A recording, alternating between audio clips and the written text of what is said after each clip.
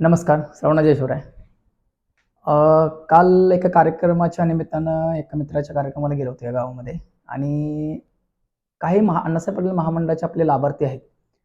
तिथे मला भेटले.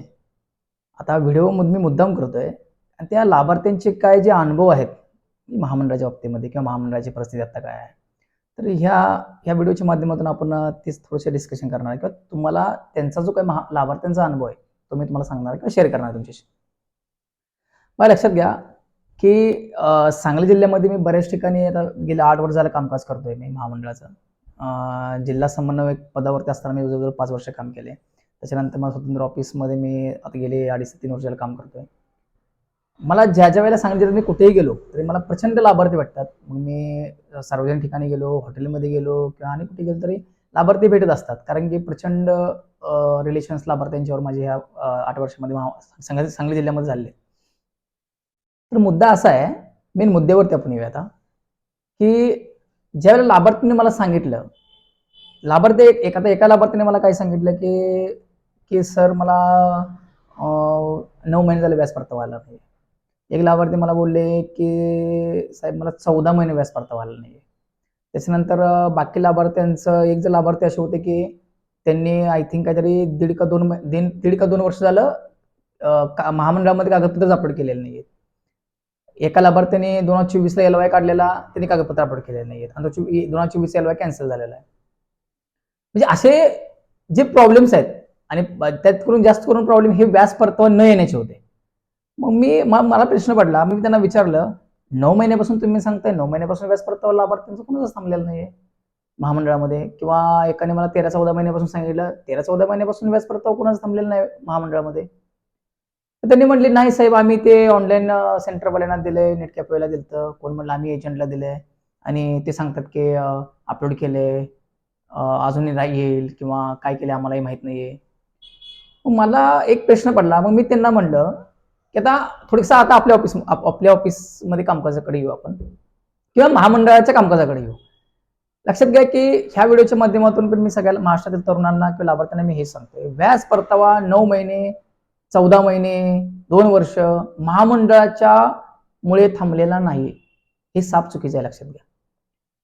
हे का थांबतो? जर तुम्ही क्लेम करत असताना जर काही चूक केली असेल, जर तुमचा क्लेम एखादा होल्ड पडला असेल किंवा चुकीच्या पद्धतीने जे तुमचं ऑनलाईन कामकाज करतायत त्यांनी चुकीच्या पद्धतीने तुमचं कामकाज केलं असेल किंवा तुम्ही क्लेम करायला दिले आणि समोरच्या माणसाने क्लेमच केलेले नाहीत ऑनलाईन सेंटरवाल्याने किंवा ऑनलाईन जो कामकाज करत असतो तो, तर अशामुळे कदाचित तुमचा व्याज परतावा थांबला असेल. आता एक 4-5 महिने आपण समजू शकतो, पण 4-5-6 महिने कदाचित महामंडळामुळे थांबला असेल किंवा महामंडळाकडून विलंब झाला असेल, एक समजू शकतो आपण. पण 1-1 वर्ष 1.5 वर्ष व्याज परतावा महामंडळाकडे नाही थांबलेला.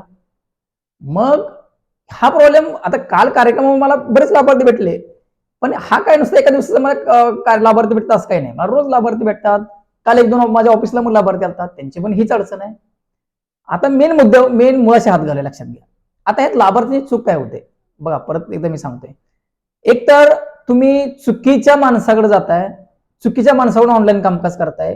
कारण आपल्या महाराष्ट्रामध्ये असे प्रचंड हजारो लोक तुम्हाला भेटतील की जिथं मिसगाईड केलं जातं, चुकीची प्रोसेस केली जाते महामंडळाच्या नावाखाली महामंडळामध्ये आणि चुकीच्या पद्धतीने ऑनलाईन कामकाज केलं जातं. मग याचा भूर्दंड, याचं नुकसान हे लाभार्थ्यांना सोसावं लागतं. मी असं म्हणत नाहीये की सगळेच ऑनलाईन कामकाज करणारे चुकीचे आहेत. काही जण म्हणतोय मी, काही जण चुकीचे करत असतील, पण सगळेच चुकीचे करतात असं नाहीये. पण तुम्हाला ते योग्य माणूस कदाचित सापडत नसेल.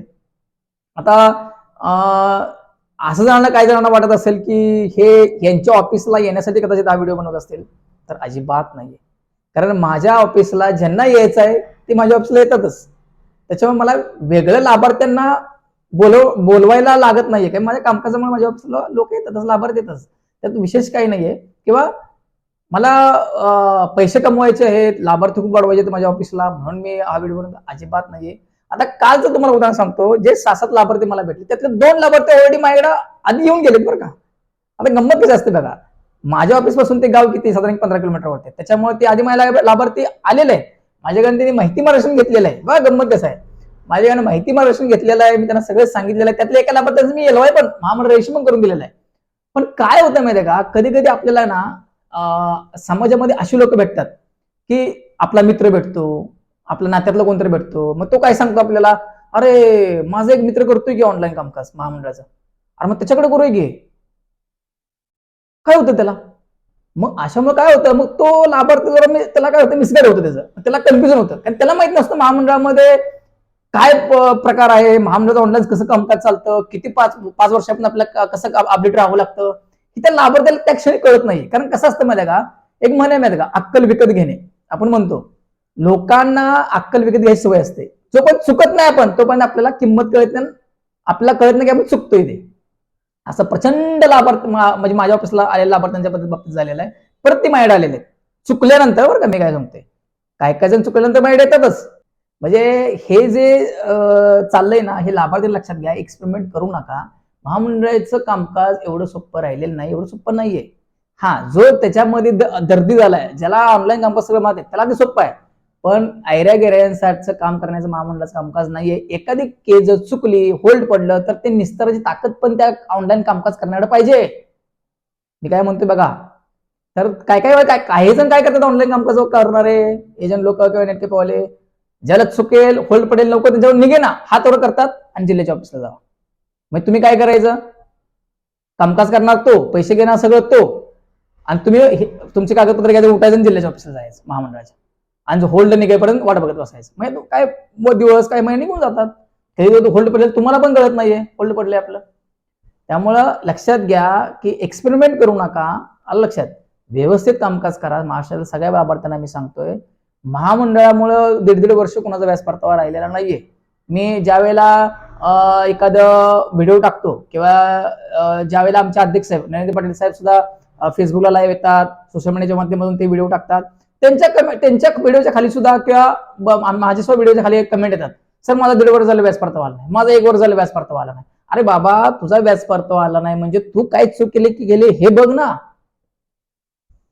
मान्य, कधी कधी महामंडळाकडून व्याज परतावा लेट होतो, पण 1.5 वर्ष 2 वर्ष महामंडळाकडून व्याज परतावा कोणा थांबलेला नाहीये. आपण काय चूक केलेली असते, आपण अपडेट राहत नाहीये, आपण चुकीचे प्रोसेस करतोय, चुकीच्या माणसाकडे जातोय, म्हणजे तुमची पण चूक आहे, लाभार्थी म्हणून तुमची पण चूक आहे ना. हे सर्व महाराष्ट्रातील तरुणांनी समजून घ्या, महामंडळाची एकंदर सिस्टीम समजून घ्या. प्रत्येक जिल्ह्याच्या ठिकाणी जिल्हा ऑफिसेस आहेत.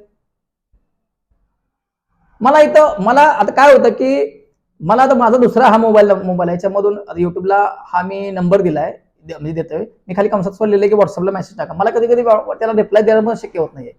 जर माझ्या ऑफिसला मला हे व्हिडिओच्या माध्यमातून जर पैसे खूपच कमवायचे असतील आणि मला लाभार्थी माझ्याकडे सगळे आणायचे असतील, तर मी सगळ्यांचे नंबर सरसकट उचलले असते महाराष्ट्रातले.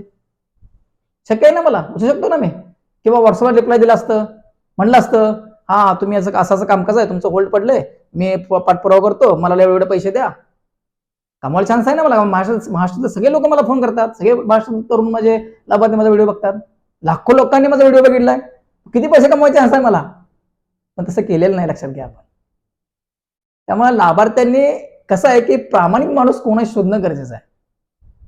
त्यामुळं कामकाज करताना महामंडळाचं योग्यरित्या करा, व्याज परतावा कुठेही जात नाही. हा, जरा लेट होतो महामंडळाकडून, कधी निधीचा अभाव असतो, कधी यंत्रणा स्लो होते, कधी कामकाजाचा अभाव असतो, कामगारांचा अभाव असतो, ह्या गोष्टी होतात. कधी कधी अधिकारी बदलतात, मेन अधिकारी असतात, ह्या गोष्टी होतात. त्याच्यामुळे व्याज परतावा आता हा व्हिडिओ ज्यांचं चालू आहे त्यांसाठी बरं का, नवीन लोकांसाठी हा व्हिडिओ मी अजून हा नाहीच आहे. ज्यांचा ऑलरेडी व्याज परतावा चालू आहे, 1 वर्ष झाला, 2 वर्ष झाला, 3 वर्ष, त्यांनी अपडेट राहणं गरजेचं आहे. ही काही वस्तू विकली आणि जय महाराष्ट्र म्हणलं असं नाहीये. आपण एखादा मोबाईल हा विकला आणि आपण हा मोबाईल विकला एक दुकानदाराकडे जातो का, कधी जातो? जर एखादं काय बिघडलं असेल 1 वर्षानंतर, 2 वर्षानंतर, तर तेवढं मेंटेनन्स बिघडतो, जातो असंच करतो ना.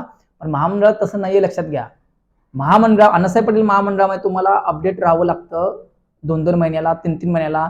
तुम्ही ज्याच्याकडे दिले त्यांना क्लेम केलाय का, क्लेम होल्ड आहे का, अप्रूव्ह आहे, अप्रूव्ह झाल्यानंतर मग त्याला पुढचा क्लेमचा ऑप्शन ओपन झालाय का, पुढचा क्लेम पण लगेच तुम्हाला तुमचं काय राहिले असेल तर ती 2-3 महिन्याला तुम्ही करू शकता. हे अपडेट राहणं ह्या महामंडळामध्ये खूप गरजेचं आहे, लक्षात घ्या. हे तुम्हाला 5 ते 7 वर्ष म्हणजे जोपर्यंत तुमची मुदत आहे, जोपर्यंत तुम्हाला व्याज परतावा मिळतो, तोपर्यंत अपडेट राहावं लागतं. तुम्ही एखाद्याला दिलं की 6 महिन्यांचा बघता काय झालं, मग त्यावेळेला होल्ड पडलेलं तुम्हाला कळतं की 6 महिन्या 4 महिन्या माझा क्लेम होल्ड पडला, तिथून तुम्ही होल्ड काढायची प्रोसेस करणार. असं होत नाहीये. त्याच्यामुळं थोडासा व्हिडिओ मोठा होतोय. त्याच्यामुळे सगळ्यांना हेच विनंती आहे की व्यवस्थित कामकाज करा, तुम्ही क्लेम व्यवस्थित करा, व्याज परतावा कधी असतो येऊ दे, पण तुम्ही कमीत कमी चूक तर करू नका, व्यवस्थित तर करा. आणि जर कोणी ऑनलाईन कामकाज करण्यावर जर हा व्हिडिओ बघत असतील त्यांनाही मी सांगतोय, बाबांनो तुमच्यामुळं एखाद्या लाभार्थ्यांचं नुकसान व्हायला नको, एखाद्या लाभार्थ्याचं एखाद्या लाभार्थी धंद्याला लागायला नको. त्याच्यामुळे तुम्ही कामकाज करताना व्यवस्थित करा. मान्य चूक होते, कुणाला होत नाहीये, समजा माझ्याकडनं पण कधी चूक होतेच ना, पण आम्ही निस्तारतोय, आम्ही ते लाभार्थ्यांना ती चूक क्लिअर करून वेळेत करून देतोय किंवा लवकरात लवकर ते करून त्याचा एखादी चूक झालीच तर. पण चूक चूक कसं आहे, एक चूक, दोन चूक, तीन, वारंवार तुम्ही त्याच चुका करत असाल चूक म्हणत नाही, लक्षात घ्या. तर अशा लोकांनी एकतर काम बंद करावं, महामंडळाचं करू नये, असं तर व्यवस्थित करावं. ह्या व्हिडिओच्या माध्यमातून मी लाभार्थ्यांना जो काय लाभार्थ्यांचा अनुभव जे मला येतो रोज, हाच मी सांगण्याचा प्रयत्न केलाय प्रामाणिकपणे. यात दुसरा कुठला हेतू नाही आपला. त्याच्यामुळे व्यवस्थित कामकाज करा आणि महामंडळाचा व्याजाचा लाभ घ्या. व्हिडिओ जास्तीत जास्त शेअर करा, लाईक करा आणि अजूनही कोणी आपल्या चॅनल सबस्क्राईब केलं नसेल चॅनल सबस्क्राईब करून ठेवा. व्हिडिओ बघितल्याबद्दल सर्वांचे धन्यवाद. जय हिंद, जय महाराष्ट्र, जय शिवराय.